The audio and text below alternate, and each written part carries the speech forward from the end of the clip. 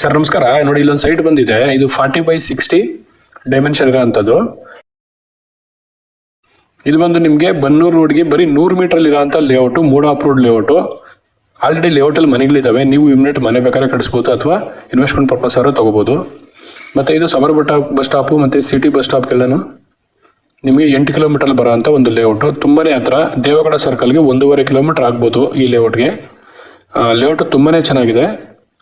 ಮೂಡ approved layout. Already ಮನೆಗಳಿದ್ದಾವೆ. ನೀವು ಸಹ ಮನೆ ಕಟ್ಸ್ಕೊಂಡು ವಾಸ ಮಾಡ್ಬೋದು. ಇದ್ರ ಪ್ರೈಸ್ ಬಂದು 3,000 ಪರ್ ಸ್ಕ್ವೇರ್ ಫೀಟ್ ಹೇಳ್ತಾ ಇದ್ದಾರೆ.